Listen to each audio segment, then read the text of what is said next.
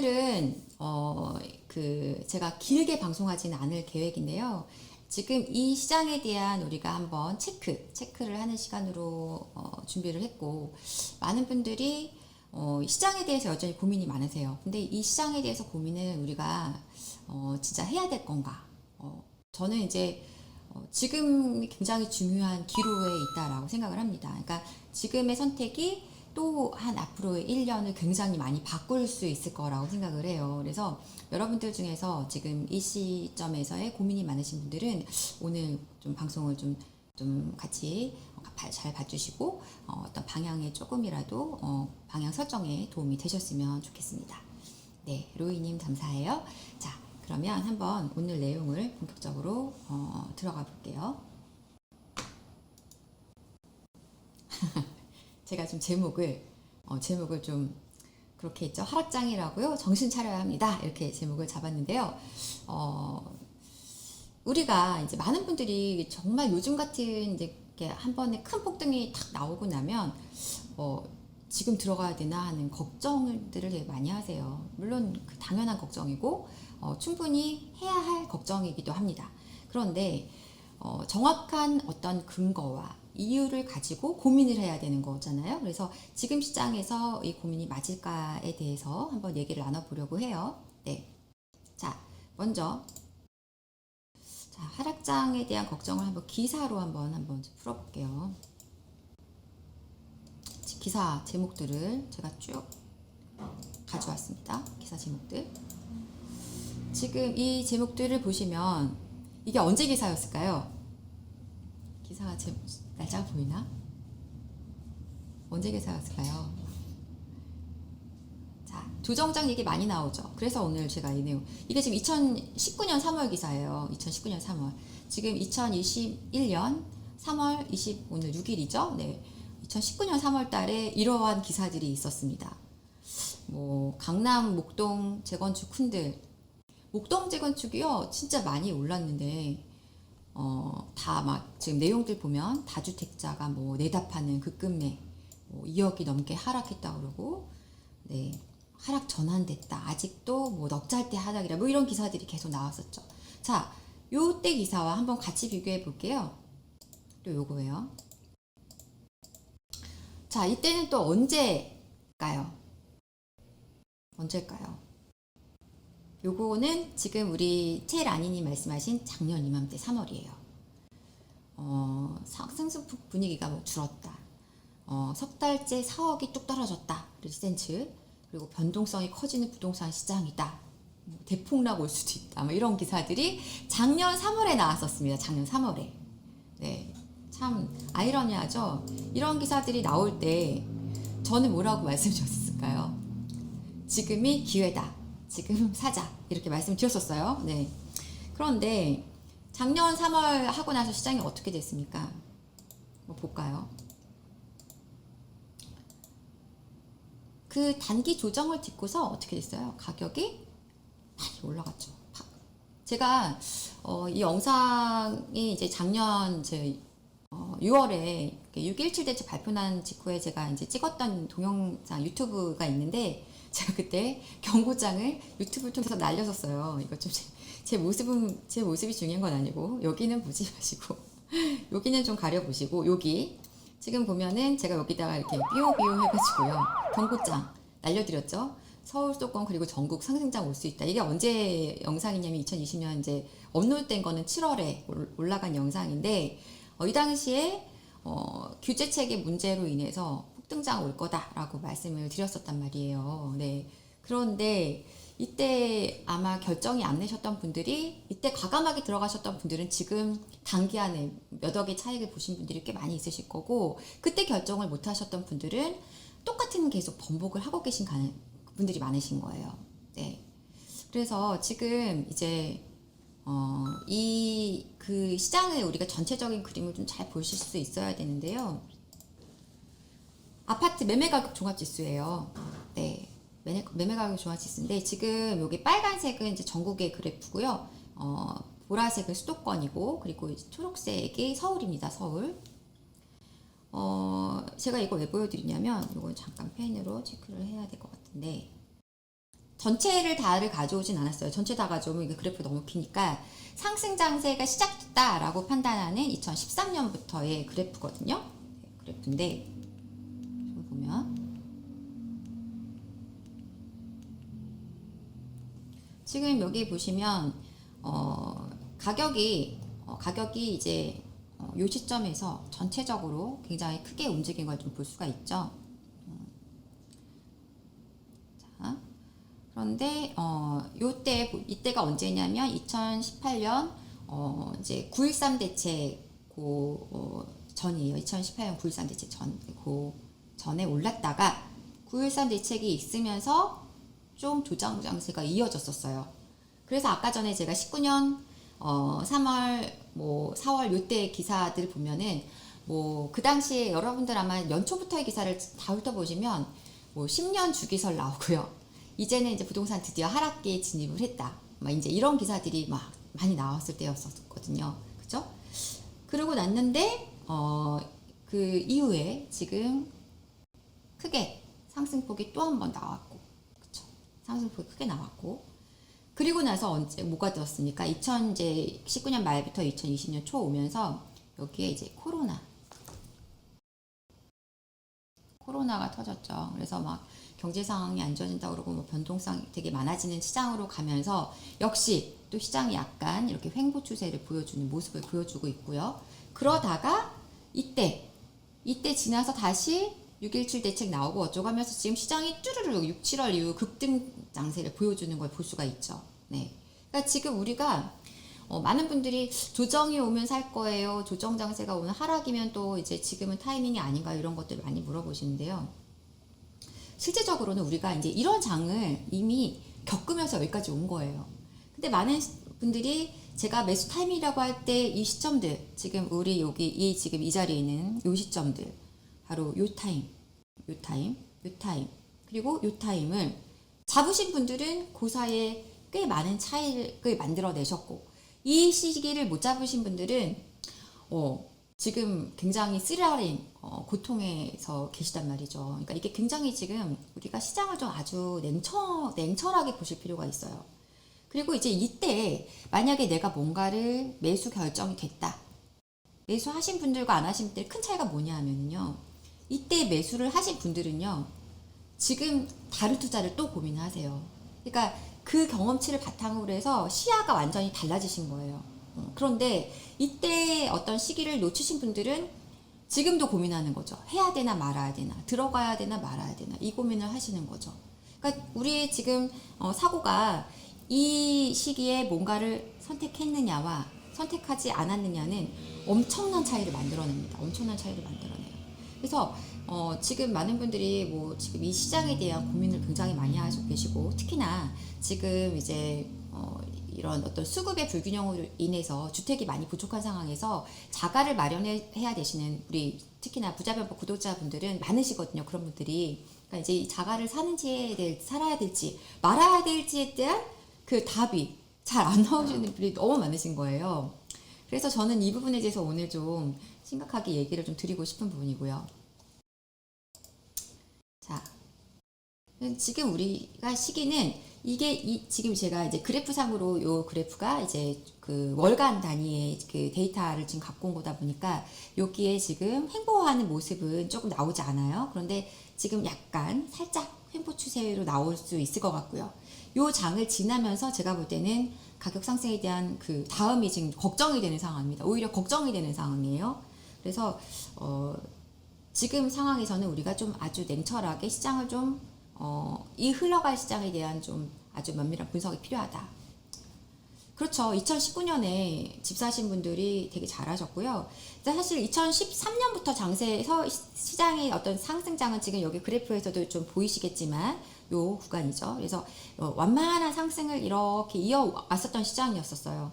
그런데 이제 그 문정부 들어오면서 약간 리스크가 좀 사라지고 그러면서 부동산 시장이 활기를 막 띠고 올라오다 보니까 2017년도에 이제 정책적인 어떤 제안을 조금씩 걸기 시작을 했고, 그것들이 굉장히 크게 강화되면서 일시적인 어떤 시장에 좀 차분한 장세가 좀 나왔었던 거였고, 그것을 딛고 가격이 폭등을 했죠.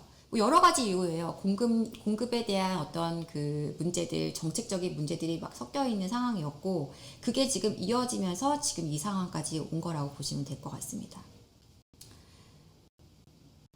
우리 수달 부인님은 첫 번째 집을 2020년 1월에 등기를 치시고서 3억 5천이 오르셨대요. 네, 아우, 저희 리얼페이스의 강의 듣고 눈이 뜨셨다고 하니까, 네, 굉장히 기쁘네요. 네, 정말 좀 빨리 눈을 뜨신 분들은 지금부터의 이제 어떤 행보가 굉장히 달라지시는 거죠. 그래서 그런 분들이 좀 저희가 여기서 많이 말씀드리는 내용을 같이 토대로 해서 조금이라도, 그러니까 우리가 지금 큰 부자 떼부자 되자는 게 아니지 않습니까? 이 자리에서 우리 얘기하는 것은 남들이 가는 것보다 조금 더 잘 가면 더 좋고, 남들이 하는 것만큼은 해야 되고, 작은 돈으로 없던 자금을 가지고 우리가 여기에서 저기를 가기 위한 계층 이동을 위한 사다리로서는 부동산이 아주 꼭 필수적인 어떤 투자가 되어야 되는 부분이에요. 그러니까 우리가 뭐 많은 이제 소득을 많이 갖고 계신 분들은 사실은 이제 열마 이런 거 하시겠지만, 막상 부동산으로 단기에 몇 달 만에 뭐 인력의 차익을 이뤄내신 분들 보시면 진짜 굉장히 이제 상대적인 박탈감을 느끼는 거죠. 내가 왜 투자를 하지 않았을까? 그 당시에 조금만 자금을 들였으면 나도 지금 가만히 앉아서 어느 정도의 차익을 만들어냈을 텐데, 이것이 어떤 일하지 않고 돈을 버는 거에 대한 그런 부분이 아니라, 정말 우리가 작은 자금을 가지고 내가 이 어떤 그 삶의 어떤 그것들 완전히 바꿔낼 수 있는 수단으로서 부동산만큼 안정적인 방식이 없기 때문에 그런 것이죠. 네. 3억 5천 축하드린다고 김동규님께서. 근데 이게 지금 큰 자금을 들여서 투자 수익을 많이 내신 분도 있지만은요, 막상 굉장히 작은 투자금을 토대로 해서 움직이신 분들이 꽤 많은 차익을 보신 분들이 많다라는 게 굉장히 더 중요한 포인트일 것 같고요. 그런 부분들을 우리가 좀 잘 체크해 보셔야 되는 거예요. 지금 이제 이 지금 장세가 제가 단기 조정 장세 이런 것들이 와 있을 수는 있는데, 다음에 제가 좀 걱정이 되는 이유는 앞으로도 계속 가격 상승을 끌어낼 수 있는 요소들만 많이 있다 보니까 그런 거예요. 그래서 그게 뭘까? 단기 상승 요인은 뭘까? 여러분들 다 아시는, 네, 이 부분을 빼놓을 수 없을 것 같습니다. 네, 지금 굉장히 이 부분이 시장에 크게 작용을 할 것 같아요. 크게 작용할 것 같은데, 어느 분이 되셔도 부동산 정책에 있어서만큼은 재개발이든 재건축이든 정비사업이든 완화하는 어떤 카드를 쓸 수밖에 없는 시장이 아닌가, 이렇게 생각이 듭니다. 그리고 지금 이제 두 후보자 다 지금 어떤 공급에 대한 얘기를 계속 하고 있죠. 왜냐하면 지금 그만큼 공급에 대한 어떤 목마름, 갈증, 집이 부족한 이 시장으로 지금 가고 있다 보니까 그 부분에 대한 얘기들을 계속 꺼내고 있어요. 그래서 지금부터 이제 이 시장 선거가 만약에 이제 마무리되면서 제가 볼 때는 이 시장이, 이제 부동산 시장이 크게 뜨거워질 수밖에 없는 환경으로 갈 것이다 보고 있고요. 특히나 이제 만약에 지금의 어떤 그 흐름대로 간다면 서울의 아파트, 재건축 아파트들, 그리고 재개발 굉장히 크게 가격이 오르지 않을까, 이렇게 생각을 하고 있습니다. 네, 아마 많은 분들이 동의하시리라고 생각을 합니다. 그래서 이 부분이 이제 중요할 것이고요. 그리고 이제 지금 저희도 많이 그 상담하면서 많은 분들을 뵀는데요. 양도세 문제, 또 이제 종부세 문제 때문에 고민하시는 분들이 사실 좀 많이 계시거든요. 왜냐하면 그동안 단기 차익을 많이 보신 분들도 있고, 또 이제 이걸 계속 가져가게 됐을 때 종부세에 대한 부담이 같이 겹쳐서 오는 상황이 되다 보니까 지금 이제 조금 정리를 해야 될 수밖에 없는 분들이 계시단 말이에요. 근데 이거를 갖다가 이제 아예 지나가 버리게 되는 시점이 오겠죠. 언제? 6월부터. 네, 6월이 되면 이 양도세, 종부세에 대한 어떤 부분들을 인해서 좀 정리를 하려던 분들이 포기하신 분이 나오실 거 아닙니까? 내가 지금 이 정도 금액까지 내려서는 나는 매도할 수가 없어 라고 판단하시는 분들은 이제 보유에 대한 부담을 조금 안고, 예를 들면 세를 이제 일부 월세로, 그래서 반전세식으로 돌려서 거기서 나오는 수익을 가지고 세금을 해결하시는 방식으로 전환하시는 분들도 많이 계실 거란 말이죠. 그러면 회피를 포기하고 그냥 진행하게 되면 일단 뭐가 문제가 생기냐면, 시장에 물건이 풀렸던 물건들이 다시 걷어들여지게 되겠죠. 그러니까 시장에 돌아가는 물건이 없는 거죠. 그러니까 이게 뭐 물량 자체는 전체적인 어떤 물량의 수는 그대로 있을지 몰라도 이게 시장에서 유통이 될 수 있어야 된단 말이에요. 근데 그게 제한이 걸리게 되면 다시 물건이 굉장히 귀해지는 상황이니까요. 지금 우리가 양도세나 종부세 부담 때문에 내려오는 물건들이 많이 있을 거라고 생각했는데 생각보다 없잖아요. 그쵸? 가보면은 물건이 없고요. 호가가 너무 높아서 선택하기가 어렵지만 매도자도 많이 내려온 가격엔 잘 물건 내지 않는다는 게 문제예요. 그래서 지금 그게 만약에 5월을 아예 넘겨버리게 된다면 더 그런 물건들은 더 줄어들 수밖에 없겠죠. 그렇게 되면 이제 그 물건들에 대한 어떤 우리가 기대할 수 있는 좀 금매로 나오는 물건이라든가 이런 기대치는 더 떨어지게 될 것이고, 그렇게 되면은 호가는 또 올라가게 될 것이고, 선택해야 될 물건은 없고 이제 할 수 있는 물건은 없고, 내가 나의 전세 가격이 올라갈 거에 대한 부담으로 매수를 결정하시는 분들은 점점 많아지고 이런 상황이 되는 것이죠. 그래서 이런 것들이 다 이제 단기에 한 6월 지나면서 굉장히 급등장세 연출할 수 있는 요소들로 작용하게 된다는 거예요. 그래서 우리가 지금 이 시점, 지금 3월 이제 말 다가왔죠? 이제 4월, 5월. 이 안에서 선택할 수 있는 기회가 어떻게 보면 제가 볼 땐 굉장히 매수에 좋은 어떤 한 번에 또 하면 타이밍이 아닌가. 이렇게 저는 보고 있는 것이고요. 뭐 서울시장 선거까지 감안한다면 더 빨리 움직이실 필요가 있는 것이겠죠. 지구 끝까지 가신다고요? 네. 그렇죠. 그러니까 지금 이제 만약에 계산을 또 해보면 너무나 많은 세금을 내야 되는 분들이 많아요. 그러다 보니까 이럴 거라면 굳이 세금을 낼 것이냐, 그냥 보유 전략으로 가자, 이렇게 전환하실 분들도 많고, 저도 지금 만약에 이제 내가 뭐 세금으로 많은 것들을 정리를 하면서 세금으로 많은 것들을 내야 하는 분들은 되도록이면 그냥 가져가자는 전략을 많이 말씀을 드리고 있습니다. 그래서 이런 상황이 된다면은 점점 이제 유통될 수 있는 물건에 대한 기대감 떨어지는 상황이 될 것이고, 6월 넘어가게 되면 특히나 이제 우리가 선택지는 점점 더 좁아지게 되는 거고요. 네.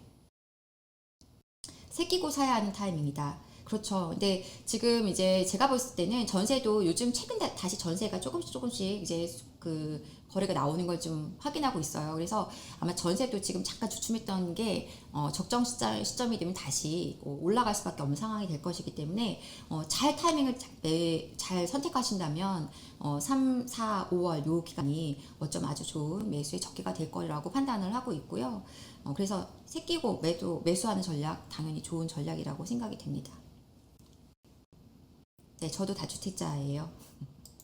자, 그리고 제가 이 얘기는 여러 차례 드렸었어요. 여러 차례. 한 번도 만나보지 못한 시장이 온다는, 제가 아마 부동산 시작하면서, 부자별 Y 시작하면서 제가 했던 첫 강의 내용인데 굉장히 중요한 내용이에요. 그래서 그때 좀 저도 첫 방송이다 보니까 좀 약간 긴장하고 좀 설명을 좀 못 드렸던 부분도 있는 것 같아서 한번 다시 얘기 드려보고 싶은데요. 이제 가장 중요한 거, 제가 이번 장에서 조금 기존의 장에서 볼 수 없었던 아주 특이한 부분이 있다면 바로 이제 이 부분인 거예요. 자, 이게 지금 이제 전세가율하고 매매가격 지수 그래프인데, 보시면 이제 과거에는 이 전세가율과 매매가율이 이렇게 크게 그러니까 이거는 지금 지수를 그냥 제가 한 그래프에 올려놓은 것이기 때문에 이게 뭐 돈일선상에서 봐야 되는 게 아니라요, 그냥 수치를 대비해서 보고자 하는 것입니다. 이게 이 위에 올라가 있는 게 이제 매매가격 지수고요, 아래가 전세가율이에요. 그러면 전세가율이 지금 가장 적게 내려오는 시점, 그러니까 뭐 서울 같은 경우 제가 말씀드렸죠, 38% 정도. 전세가율이 38% 정도 때 내려왔을 때, 평균 전세가율이 내려왔을 때, 그때부터 시장이 어떻게 됐어요? 조금씩 힘이 빠지면서 매매 가격이 어떤 약간의 하락으로 전환되는 모습을 볼 수가 있었어요. 이런 여러 가지 이유가 있어요. 이때는 이제 물량 공급이 많아지고, 이 당시 요 시점은 이제 2008년이니까 이때는 세계적인 경제 위기가 왔을 때였고, 그거 지났을 때는 쌓여있던 물량들이 다 터지면서 물량은 많아지고 전세는 내려오고, 이러다 보니까 갭은 커지면서 전체적인 이제 조정 국면으로 전환되었던 거죠. 그래서 약간 하락 반전한 상황이었었는데, 지금 보세요. 전세 가격이 크게 이제 전세가율이 내려앉게 됐을 때, 그 시점에서 특이하게도 전세가가 어떻게 됐어요? 여기 보시면 이렇게 위로 다시 올라가는 모습을 볼 수 있죠. 여기 무슨 문제가 생긴 거예요? 여기 바로 공급 부족의 문제가 생긴 거예요. 바로 이 시점이 이제 문제인 건데, 이때 당시에는 이 공급에 대한 부분이 채워졌기 때문에 이게 시장이 내려올 수 있었다면은 지금 2000 지금 올해 들어서 모습이죠. 이 올해 작년 말부터 올해 모습인데, 이 시점에서 보면 공급이 부족한 이제 한 2019년 20년까지 공급 물량이 소화되고 나니까 더 이상 들어올 수 있는 공급이 없는 거예요. 공급은 없고 전세는 집은 부족해지고 거기에 뭐 임대차 3법 이런 것들 뭐들이 도입이 되고 이러면서 시장에 물량들이 뭐 돌아다닐 수 있는 물건도 없고 유통되는 물건도 없고 거래되는 물건도 없고 공급은 줄고 하면서 전세 가격이 올라가 버리니까 그동안 쌓여있던 뭐 유동성 이런 것들과 결합되면서 매가가 크게 상승 장세가 나와버린 것이죠. 지금 이것이 아마도 여기에서 이 공급의 문제가 어떻게 해결이 될 수 없다면 제가 볼 때는 이 장세가 계속 갈 수밖에 없는 상황인 것입니다. 그래서 이 부분이 이제 이번 장에서 우리가 기존에 만났던 장과는 굉장히 다른 특이한 장이면서도 이번 장세에서 우리가 조금 꼭 고려해 보셔야 되는 부분일 것 같고요. 그래서 지금 이번 장은 분명히 좀 다른 새로운 장세인 건 분명하고 이런 부분들이 지금 시장에 좀 예측할 수 없는 어떤 시장의 모습으로 계속 가고 있는 것입니다. 문제는 공급이 쉽지가 않은 거예요. 네, 공급이 쉽지 않은 거. 유동성은 뭐 제가 많이 말씀드렸던 부분이니까 길게 설명할 필요는 없을 것 같은데 이제 M1, M2 추이를 보면 어느 때보다도 지금 유동성이 팽배해 있는 상황이죠. 언제든지 가용할 수 있는 현금을 들고 계신 분이 엄청 많다라는 것이죠. 그래서 그것들을 어디다 담을 창구를 찾고 있는 거고 그 가장 안정적인 자리로 최종 목적지로 어디를 보는 거냐 바로 이 부동산을 보시는 거죠. 그래서 사람들이 돈이 있으면 저가에라도 아니면 뭐 공시가격 1억 이하의 아파트를 찾아서 막 담는 지금 어떤 그런 장세가 나오는 것이고요. 그러니까 예를 들어서 뭐 지금 파주라든가 뭐 저쪽에 또 안산이라든가 뭐 시흥이라든가 그러니까 시세가 굉장히 이제 뭐 저렴했던 그런 지역들의 막 전세 매매가 갭도 적고 공시가격 1억 이하라서 취득세에 대한 부담도 없는 이런 아파트들은 그냥 공시가격이 1억 이하라는 이유만으로 가격이 많이 뛰었어요. 그것만으로. 그래서 이제 원래 갭은 뭐 1,000, 2,000 갭이었던 아파트들이 막 7, 8천 갭, 9천 갭까지 막 벌어진 이런 사태들이 나오게 됐죠. 자, 이렇게 유동성이 계속 늘어나는 상황에서 우리는 이제 뭐 부동산 투자를 원하는 분들은 늘어나고 하다 보니까 점점 시장은 어떻게 해요? 계속 상승 자세로 갈 수밖에 없는 것이죠. 자, 집 사서 돈을 버는 것도 중요한데 일단 지금 가장 중요한 거는 안 하면 후퇴한다는 게 문제인 거죠. 그래서 그게 가장 큰 문제고요. 수급 문제가 굉장히 제가 볼 때 심각해요. 많은 분들이 이제 이 수급에 대해서 얘기를 좀 드릴 게 있는데 3기 신도시를 이제 물어보신 분들이 정말 많으시거든요. 근데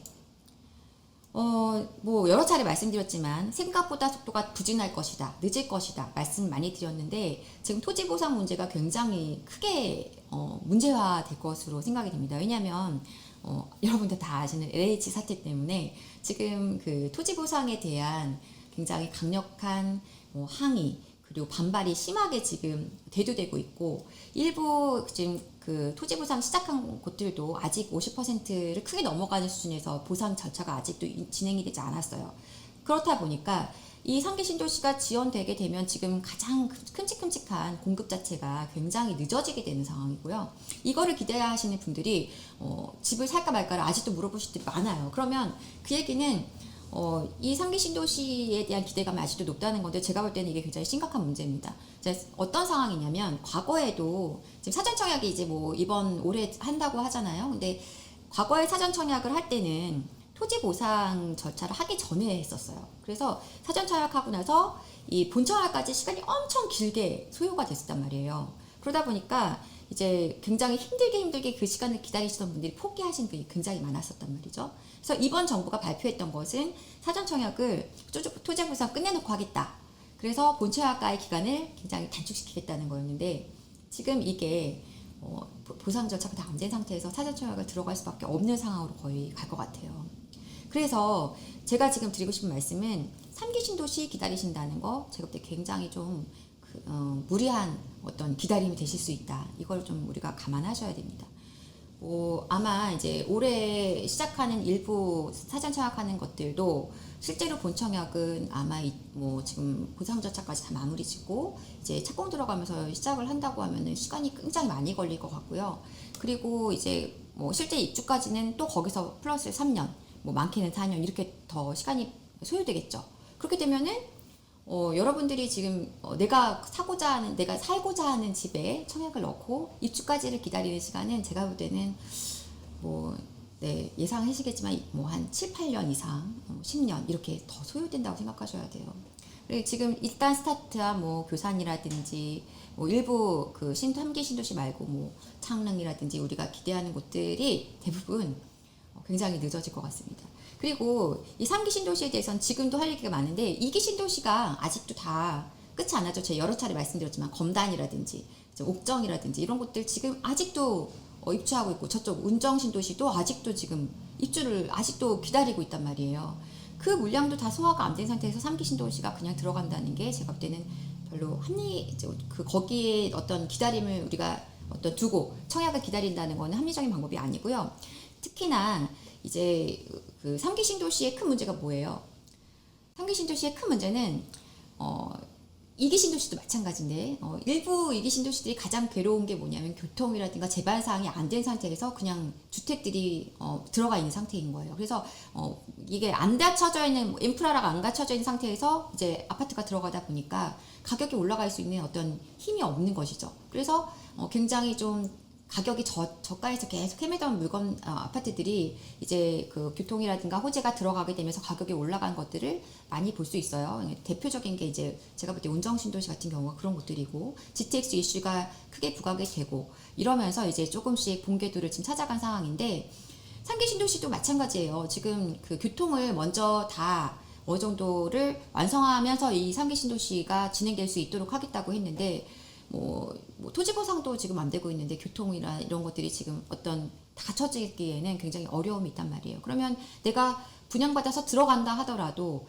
지금의 어떤 현재 아파트, 입지가 탄탄한 자리에 있는 아파트와의 시세 격차는 제가 볼 때 굉장히 크게 벌어질 것이다. 시간도 많이 걸리고 이 선택을 해야 될까에 대한 우리 고민이 좀 필요한 상황입니다. 네, 잘 생각하셔야 될 것 같고요. 광명시흥은 나가리가 될 듯. 네, 나가리가 박 기자님. 그렇죠. 가능성이 있죠. 그렇죠. 그래서 우리가 지금 현재 확정되어 있는 그 3기 신도시를 기다리시는 분들도 꽤 많으신데 제가 봤을 때는 내가 가용 자금이 있고 선택할 수 있는 아파트가 있다면 입지를 좀 보시고 매수는 좀 빠르게 결정하시는 게 어떨까 그런 의견을 좀 드리고 싶고요. GTX-A도 오래 걸리고 있겠죠. 그리고 지금 우리 정비사업 얘기 이제 이번에 서울시장 후보님들도 지금 얘기하고 있는 게 재건축이나 정비사업 재개발 완화하는 카드를 좀 내놓을 텐데 보세요. 이거 해도요 오래 걸려요. 아시죠? 네. 이게 이제 기본적으로 재건축 같은 경우에는 전매 제한만 걸려 있는 기간이 이제 조합 설립하고 사업 시행 인가 신청 그리고 착공까지 해서 총 6년이 걸려 있고 거기에 아니죠 6년에다가 이제 착공 들어가서 이제 입주까지도 걸리니까 한 9년이 걸려 있는 것인데 실제적으로 사업 전체적으로 이제 가는 데에는 보통 7, 8년에서 10년을 보셔야 되고 더 많이 걸리는 사례가 훨씬 더 많거든요. 그러면 지금 정비사업 진행되는 것들을 우리가 투자로 접근하는 건 되지만 거기에 내가 공급되는 아파트를 받겠다. 이거는 굉장한 오랜 시간이 소요되는 일이라는 점에서 제가 볼 때 공급은 굉장히 힘들어지고 있다. 이렇게 말씀드려야 되겠고 특히나 우리가 누구나 원하는 서울 그리고 좋은 요지의 자리들은 공급이 굉장히 지연이 될 가능성이 높다. 이렇게 봐야 되겠습니다. 재건축 풀면 재개발 시세는 어떻게 될까요? 네, 둘이 같이 연동돼서 갈 겁니다. 근데 이제 재건축하고 재개발은 조금 색깔이 다르죠. 재건축 같은 경우는 이제 전체적으로 좀 가격이 무겁고 투자금도 좀 많이 들어간다고 하면 재개발은 물건에 따라서는 상대적으로 좀 적은 금액으로 운영할 수 있는 물건들도 있어요. 그런데 어쨌든 간에 지금은 재건축, 재개발 모두 가격이 크게 상승할 수밖에 없는 환경으로 가고 있지 않나 이렇게 봅니다. 신축은 이렇게 봐요. 그러니까 신축 주택을 많은 분들이 좋아하시죠. 다 신축을 좋아하죠. 깨끗한 새 아파트 누가 싫어하겠어요. 그런데 신축 아파트를 내가 매수한다는 거는 가치가 완성된 물건을 사는 거예요. 그쵸? 그러니까 가치가 완성된 물건을 사는 것과 가치가 완성되도록 아직 하기 전에 물건을 사는 것은 이미 내가 처음에 들어가는 자금 자체에서 굉장히 큰 차이가 있고요. 그리고 이제 그 가치가 완성되어 있는 상태에서의 가격도 많이 오르겠지만 이 가치가 완성되어 가는 과정 속에서 올라가는 시세의 폭이 훨씬 크다는 점을 우리가 분명히 인지를 하고 있어야 합니다. 그래서 흔히 말하는 우리가 몬테크를 뭐 재건축이든 또 재개발지에 또 들어가 사시는 분들도 있죠. 몬테크를 하는 이유는 작은 자금을 통해서 큰 어떤 차익을 기대하는 전략이 그게 더 좋기 때문이에요. 그래서 뭐 신축 아파트 들어가실 수 있는 자금이 되고 그리고 좀 나는 주거의 안정이 굉장히 중요한 목적에 있으신 분들은 당연히 신축 아파트 매수하시는 거 반대는 아니지만 내가 투자의 수익률을 극대화하고 싶다라면 재건축, 재개발, 정비사업 물건들을 한번 고려해 보시는 것이 되게 좋은 전략이 되실 거고요. 특히나 지금처럼 이 정부의 어떤 그 세금 규제가 굉장히 강화되어 있는 상황에서는 재건축이나 정비사업에 이제 거의 막바지에 이르는 물건들을 선택하시게 되면 혜택 볼 수 있는 것들이 많단 말이에요. 그래서 그런 부분에 대한 우리 고려도 지금 필요한 상황입니다. 노량진 뉴타운 지금 들어가시는 거 좋죠. 몬테크를 하신다. 거주를 그거는 이제 어느 상태에 있는 지금 물건을 선택하시냐에 따라서 조금 다를 것 같고요. 노량진 지금 진행이 나쁘지 않고 저는 어느 분이 저한테 동작구 엄청 좋아하신다고 얘기하는데 동작구 제가 좋아합니다. 그래서 동작구의 미래 가치는 굉장히 높게 생각을 하고 있어요. 그러니까 이렇게 보시면 돼요. 그 재건축은 뭐 이제 새 아파트 재건축된 새 아파트의 어떤 그 첫 스타트인 거예요. 그냥 처음부터 새 아파트가 아니지 않습니까? 택지 개발하는 곳에 있는 새 아파트야 뭐 무에서 유를 창조하는 거니까 우리가 이제 예를 두고요. 이제 원래 있던 자리에 이게 바뀌어서 새 아파트가 되는 것이잖아요. 그래서 그 첫 스타트 먼저 이거를 끌어갈 수 있는 것은 결국은 기본은 그 어떤 입지에 있는 물건이냐 그리고 이것이 바뀌어질 수 있는 물건이냐가 이제 사실은 나중에 새 아파트로 연결이 되는 것이잖아요. 그래서 그걸 생각해 본다면 그냥 다 완성된 완성품을 사는 것과 내가 그 원석을 사서 그러니까 다이아몬드 비율을 제가 많이 드리는데 다이아몬드를 다 깎아진 다이아몬드를 살 것이냐 아니면 원석을 잘 사서 잘 예쁘게 깎아서 좋은 다이아몬드가 될 수 있는 다이아몬드 원석을 살 것이냐의 문제를 우리가 좀 고민을 해보셔야 되는 것이죠. 공덕 1구역을 갖고 계시다는데 지금 고민이시라는 건가요? 저런 고민하시면 안 됩니다. 제이정님 그거 하지 마세요. 아주 좋은 자리인데 왜 고민하십니까? 마포의 향후의 가치는 아주 안정적이면서도 굉장히 계속 꾸준하게 좋은 시세가 나올 것으로 기대되는 자리고요. 이제 굉장히 이제 3, 40대 그 수요자들이 아주 선호하는 지역 중에 하나입니다. 그래서 거기에 이제 우리가 정비사업 물건 공덕 1구역은 재건축이죠. 주택 재건축 이거 가져가시는 것은 뭐 고민이 1도 필요 없는 가져가시는 게 당연히 맞고 그리고 극대화될 수 있는 그 어떤 가격의 차익이 극대화될 수 있는 구간의 물건을 갖고 계신 거예요 지금. 그러니까 지금은 고민하시면 절대 안 되는 상황이라고 보셔야 되겠어요. 자, 또 보죠. 또 하나 있습니다. 우리가 지금 놓치지 말아야 될 게 공급에 대한 부분인데요. 지금 정부 정책이 나온 대책 내용을 보시면 2년, 3년 뒤에 이제 분양하는 것들은 뭐예요? 입주를 직접 해야 돼요. 세를 들이면 안 되죠. 그쵸? 그렇다 보니까 우리가 뭐 이제 물량이 들어오게 되면서 일시적으로 전세 가격이 떨어진다든지 이런 부분에 대한 고민을 하는데 실제적으로는 이제 이 부분이 아마 이 어떤 공급에 대한 어떤 부담에 대한 부분까지도 영향을 미칠 겁니다. 그래서 내가 정말 돈 들고 있는 분들만 청약하는 어떤 장이 될 것이고 그런 분들은 또 입주를 해야 돼요. 그러면 이제 뭐 전세 가격이 뭐 전세 갭으로 메워야 되는 분들이 많아져서 가격이 내려가고 이러한 뭐 급하게 물건을 정리하고 이러한 상황으로 가지 않을 가능성이 매우 높죠. 그래서 공급이라는 것이 지금 나온다고 해도 앞으로 지금 강남에 나올 물량들이 좀 많이 있죠. 나온다고 해도 제가 봤을 때는 실제적으로 시작에 엄청난 타격을 줄 수 있는 상황은 가지 않을 가능성이 매우 높아요. 매우 높습니다. 그래서 우리가 이제 이러한 상황을 좀 잘 주시하고 계시다면 지금은 어떻게 보면 내가 어디를 선택해서 좋은 물건을 가져갈 수 있을까 이거를 좀 노려보셔야 될 타이밍이라고 생각이 됩니다. 리모델링 시범단지 관심 있으시다고요? 일산에 리모델링 시범단지는 좋은데 뭐 시범단지 그러니까 리모델링을 우리가 기대하는 자리는 기본적으로 가장 중요한 거는 입지가 좋아야 돼요. 그러니까 일산에 지금 아파트들이 굉장히 많고 거긴 전반적으로 굉장히 쾌적하고 살기 좋은 동네인데 어쨌든 그 입지적으로 좀 더 강점이 있는 곳을 선택하실수록 유리하다는 점을 좀 참고해 주셔야 될 것 같고요. 맞다님 용산 이편한 세상 신계 이편한 세상 말씀하시는 거죠? 뭐 좋은 아파트죠.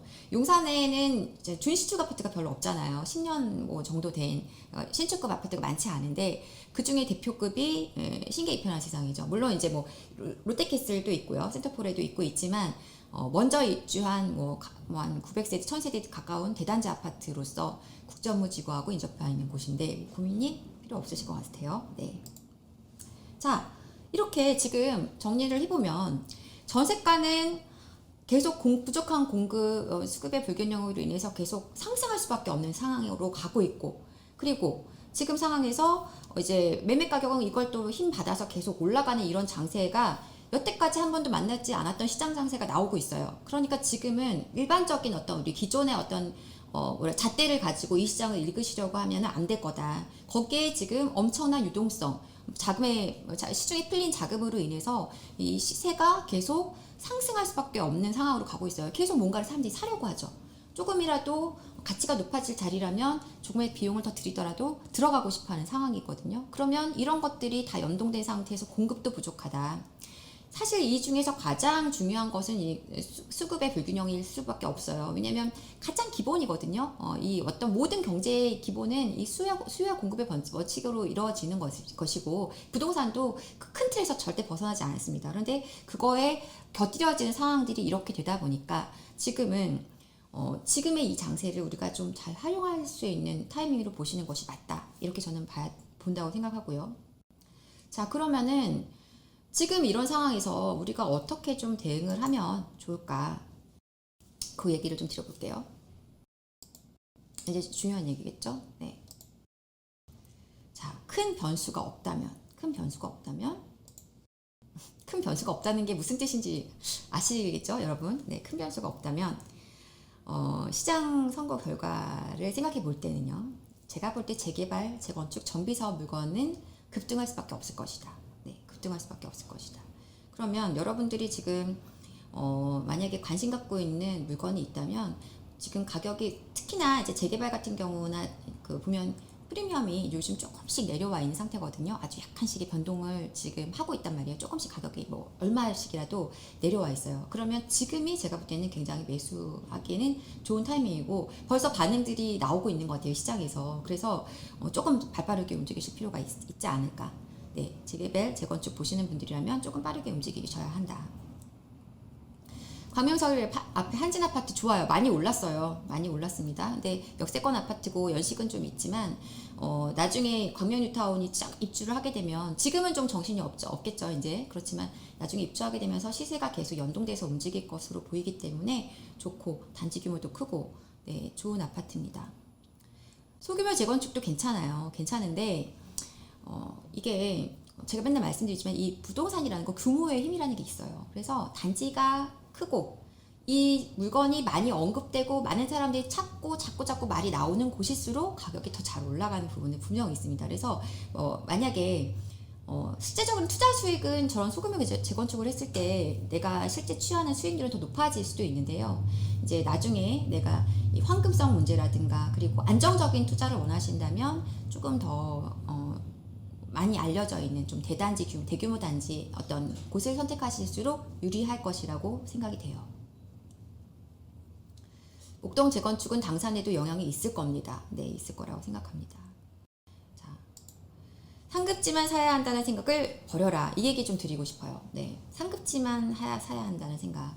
지금 이제 우리 여기 구독자분들 상당수 분들도 자금이 많고 유통할 수, 어떤 사용할 수 있는 가용 현금이 많으신 분들도 있겠지만 아주 소자본을 갖고 계신 분들도 있으실 거예요. 작게는 뭐 몇천에서부터 뭐 1억 자금 가지고 계신 분들도 있으실 텐데 그분들이 이제 요즘 와서 만나 뵈면은 이렇게 좀 갈려요. 어떤 분은 어떤 거라도 하고 싶어 하세요. 어떤 거라도 지금 해야 되지 않을까 하고 오신 분이 있고요. 또 어떤 분은 이걸로 뭘 하겠습니까? 조금 더 기다려서 시장이 좀 조정받을 때 사야 될까요? 라고 하시면서 오신 분도 있어요. 근데 제가 볼 때는 지금 그거 기다리는 시간에 날아가요. 어떤 식으로든 날아갑니다. 물건이 사라질 거예요. 그래서 지금은 내가 상급지만을 고집하시면 안 돼요. 왜냐하면 내가 안 된, 자금이 안 되는데 어떻게 상급지를 고집하겠어요. 뭐 2억을 가지고 마포 사고 싶다고 하시면 가능은 아예 불가능한 것은 아니지만 그래도 우리가 좀 현실적인 문제로 접근하실 필요가 있어요. 그래서 꼭 상급지여야 될 필요가 없습니다. 왜냐하면 상급지 아닌 곳들 엄청나게 많이 올랐고 앞으로도 그럴 거예요. 그래서 자, 실수요 중심으로 한 저가 아파트 매수 여전히 유효하다. 네, 이거 말씀드리고 싶고, 뭐 그럼 어디냐고 물어보시겠죠? 네, 어디냐 물어보시겠죠? 지금 서울에서 가격이 좀 안 올랐다 하는 지역들을 한번 잘 체크해 보시면 돼요. 네, 좀 안 올랐다 하는 곳들. 네, 그래서 안 오른 곳들, 서울 내 안 오른 곳들의 지역들을 면밀히 분석해 보면 매수할 수 있는 물건이 나오고요. 그리고 서울 아닌 수도권 내에서도 보면 아직까지 가격이 좀 저렴한 아파트들이 있어요. 다만 이제 조심하실 게 있습니다. 조심하실 거 뭐냐면 이 저가 아파트 매수를 하는 데 있어서 서울은 제가 볼 때 비교적 안정적이고 탄탄하기 때문에 괜찮지만 이 수도권 밖으로 나간다면 분명히 우리가 어느 정도의 기한에 제한을 걸어 두셔야 돼요. 무조건 뭐 들고서 계속 있으려고 하지 마시고 제가 늘 말씀드리는 거지만 꾸준히 조금 더 그 총알을 더 모으셔야 되는 거죠. 그래서 나는 지금 요거를 사서 어느 정도 자금을 보태서 이렇게 가야지라는 목적의식을 갖고 가셔야지 그냥 사놓고 또 많이 올랐네 이러시면 안 되는 거죠. 그래서 방향성은 우리가 분명히 하시되 매수는 하시는 게 맞아요. 그래서 내가 실거주 목적으로든 투자로든 매수하실 수 있는 물건을 찾아서 매수하시는 게 좋다. 특히나 지금 서울 말고 수도권 내에 아직도 가격이 굉장히 저렴한 소형 평수도 아파트들 있죠. 이게 올라갈 수 있는 가능성이 매우 높아요. 실수요자들이 지금 꾸준히 매수세가 계속 들어오고 있습니다. 유입이 되고 있어요.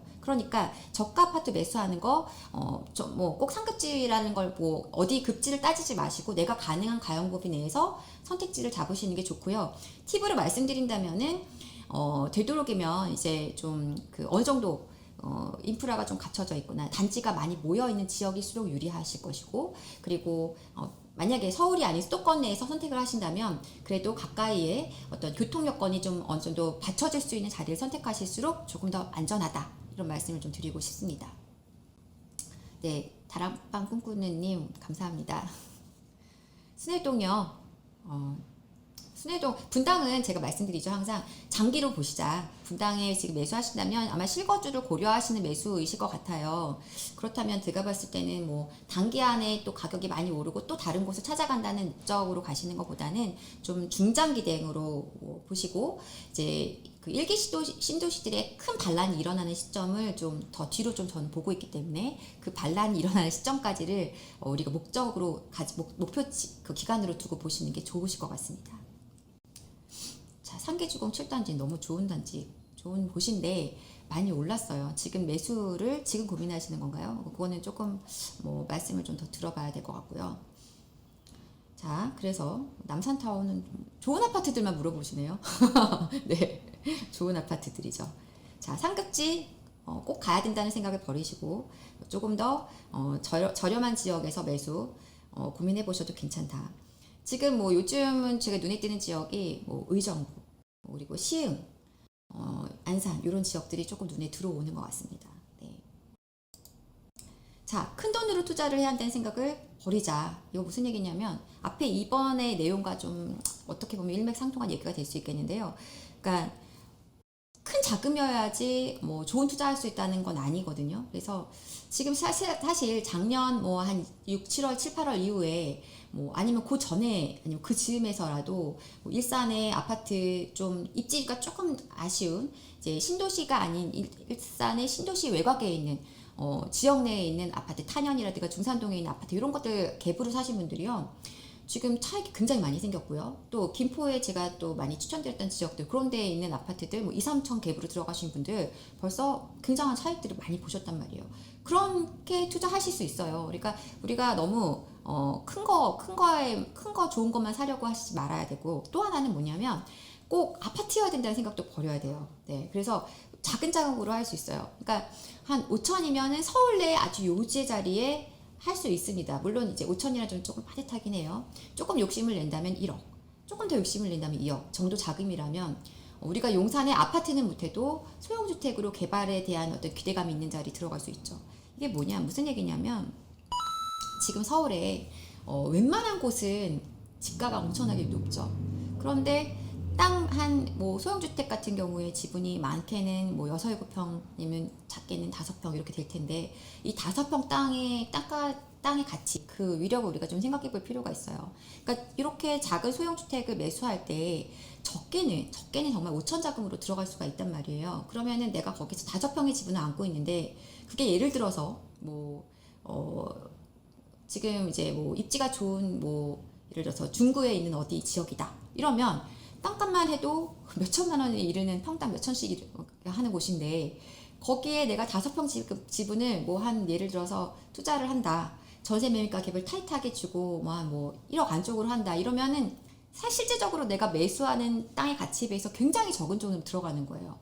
그리고 뭐 그렇게 생각해 보면 거기에 나중에 내가 뭐 작은 자금을 들고서 뭐 시간이라는 어떤 여유를 가져갈 수만 있다면 그 가치가 변화하는 거에 대한 충분한 기대감이 있는 것이고, 지금 그렇게 개발이 많이 기대될 수 있는 입지들 있죠. 많은 변화가 일어나는 곳, 뭐 교통의 호재가 있다던가, 아니면 서울 같은 경우 GTX라든지 그 서부선이라든가 동북선이라든가 이런 호재들이 많은 곳, 뭐 신안산선이 들어온다든가 너무 많죠. 그런 곳들에 가까이 인접해 있는 자리라든가 개발 호재가 있는 곳이라든가 이런 곳들을 이렇게 잘 노린다면, 뭐 앞에 개발 사업이 크게 대규모 개발이 진행된다든가 이런 곳에 우리가 뭐 많지 않은 자금을 들여서 굉장히 좋은 선택지들을 찾으실 수 있어요. 그래서 큰 자금으로 뭔가 해야 된다는 압박에서 좀 벗어나실 필요가 있고요.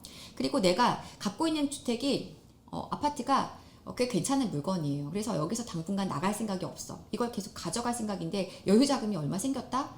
과감하게 그냥 또 가셔도 됩니다. 추가 분산하셔도 돼요. 네, 충분히 하실 수 있습니다. 저는 지금의 규제책이 아주 장기간 이렇게 계속 갈 수는 없다라는 거를 너무나 이제 인지하고 있기 때문에 많은 분들이 또 그건 공감하실 거고요. 그래서 만약에 지금 상황에서 만약에 뭔가를 하기에는 좀 부담스러운 상황이라면 그냥 한 채를 더 매입하는 전략 괜찮을 것이다.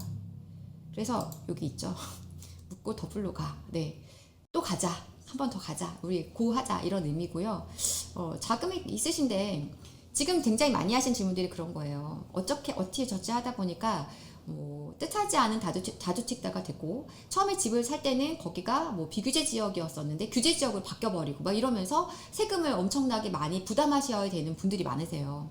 그러면 이거를 다 세금으로 정리하고 상급지를 무조건 하나로 집중하는 것이 맞을 것이냐, 아니면 그냥 다주택자의 길로 그냥 가져가실 것이냐, 이것은 이제 선택이신데, 저는 이제 뭐 이런 말씀 드리고 싶어요. 총액, 내가 가지고 있는 자산 가치 총액의 부피를 한번 생각해 보신다면, 네, 요즘은 그런 말씀 정말 많이 드리는데, 내가 뭐 예를 들어서 서울의 뭐 중급 아파트 뭐 10억에서 10억 뭐 초중반대 물건 하나와, 그리고 이제 뭐 그런 거 하나 두 채를 갖고 있다고 생각해 보자고요. 그러면 총 한 뭐 22, 3억의 규모의 자산을 운영할 수 있는데, 이걸 정리해 가지고 서울에 있는 다른 좀 상급지를 간다고 했을 때 22, 3억의 물건을 절대 못 사요. 왜냐하면 지금 어떤 대출의 문제라든가 대출 규제라든가 이런 것들 때문에 결국 내가 그렇게 해서 선택할 수 있는 것은 뭐 많이 우리가 가능하다, 뭐 자금이 더 있으시다면 모르겠지만 17억, 18억대의 물건일 경우가 많단 말이에요. 그러면은 자산 가치는 실질적으로는 더 줄어든 것이잖아요. 그쵸?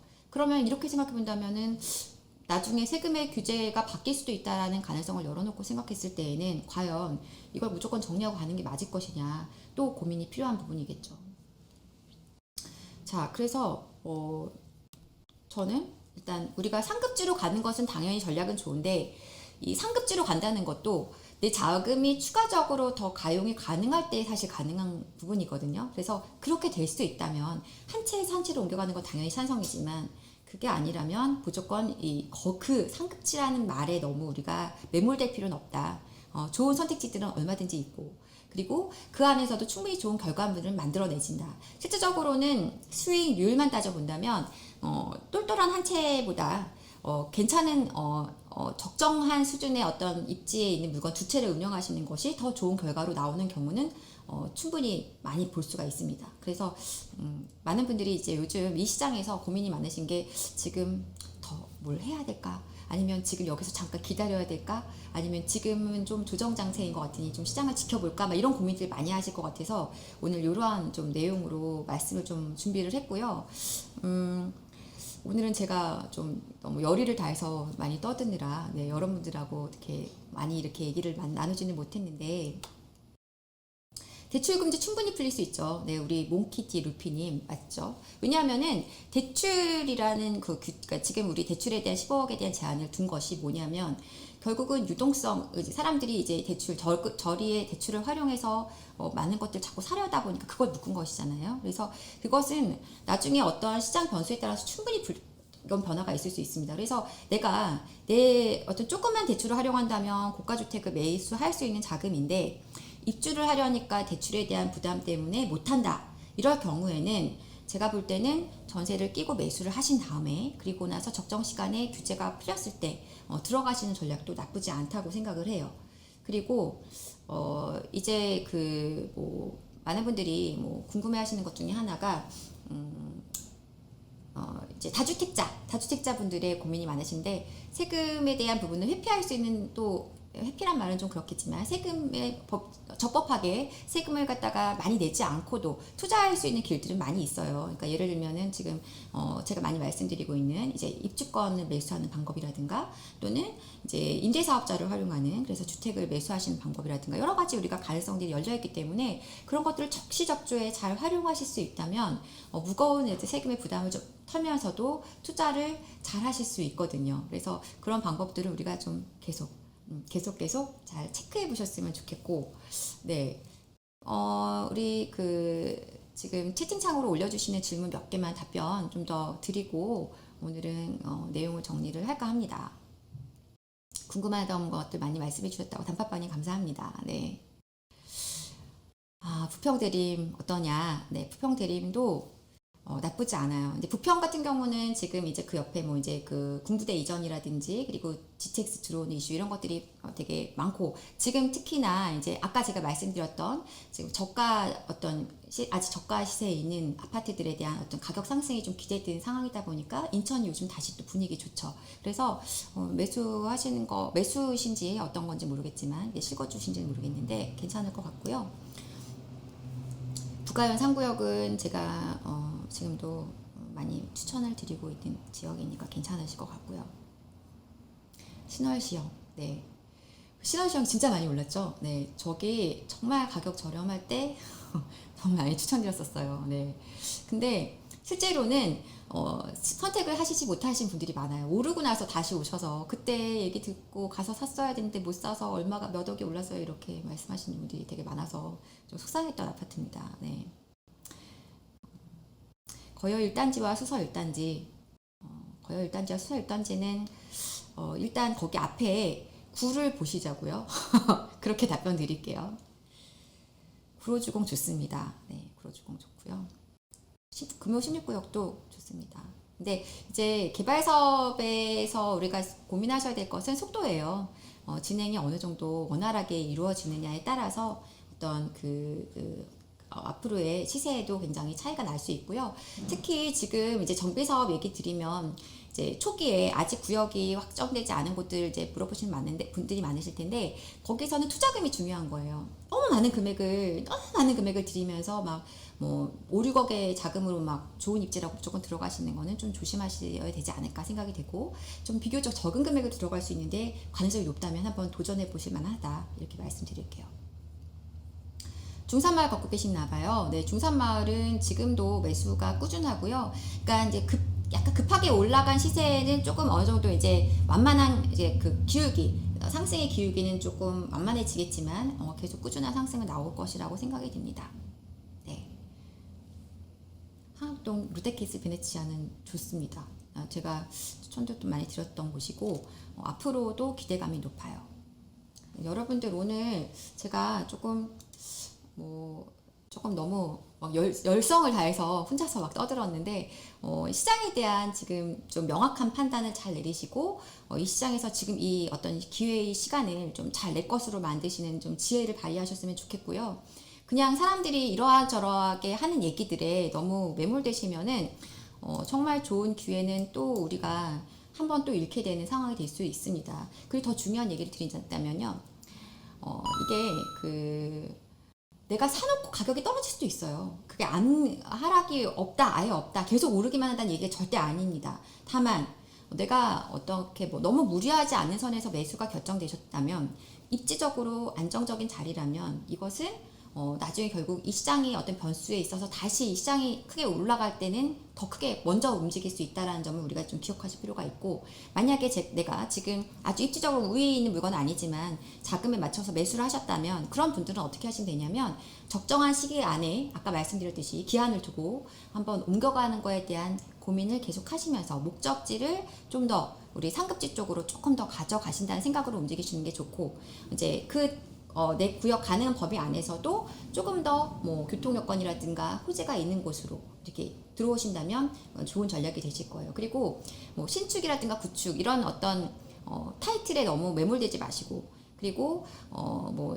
아주 많이들 얘기하시면 대단 지어야 된다, 역세권이 된다 이런 것들도 모든 물건에 다 동일하게 적용되는 건 아닙니다. 그래서 어떤 물건은 역세권이 아니어도 가격이 잘 오를 수 있는 자리가 있고요. 또 어떤 것은 대단지가 아니어도 시세가 힘이 좋을 수밖에 없는 곳들도 있어요. 이거를 우리가 좀 잘 구별해야 되고, 그런 것들이 헷갈리신다면 이제 전문가의 도움을 좀 받으셔야겠지만 여러분들이 좀 면밀하게 분석해 보시면 좋을 것 같고, 실수요자가 많이 들어오는 곳을 선택하고 싶다면 전세 가격을 좀 잘 보시면 되겠고, 이러한 팁들을 같이 한번 말씀을 드려보고요. 오늘은 이 정도에서 제가 강의를 마무리할까 합니다. 많은 분들이 이제 궁금하신 게 있으실 텐데, 또 우리가 다음 시간에 또 말씀 나눠보는 거로 하고요. 하게 나가고 있죠. 네. 오늘도 여러분들이 성공하는 어떤 그 부동산으로 이기는 투자를 하실 수 있는 그날까지 열심히 제가 열심히 응원하겠습니다. 네. 여러분들 오늘도 행복하시고 즐거운 불금 맞이하시기 바랍니다. 저는 이만 물러가겠습니다. 감사합니다.